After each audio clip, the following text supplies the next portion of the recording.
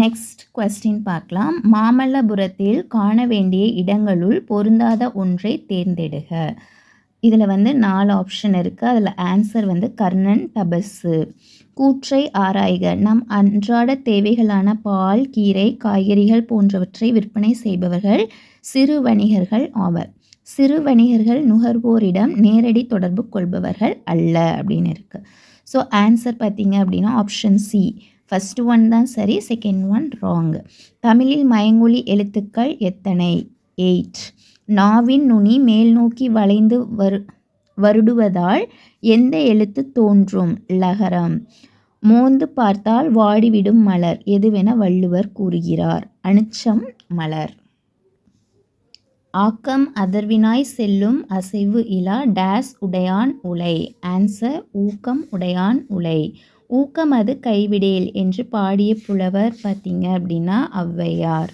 ஆழ கடல் கடந்தான் அஞ்சும் சமர் கடந்தான் சூழும் பனிமலையை சுற்றி கொடி பொறித்தான் என தமிழனின் பெருமையை பாடியவர் முடியரசன்.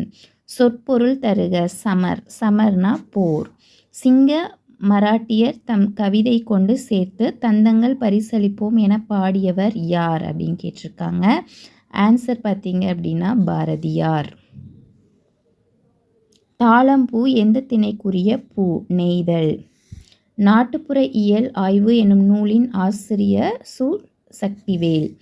சீனத்தில் இருந்து இறக்குமதி செய்யப்பட்ட பொருள்களுள் பொருந்தாத ஒன்றை தேர்ந்தெடுக. சந்தனம்.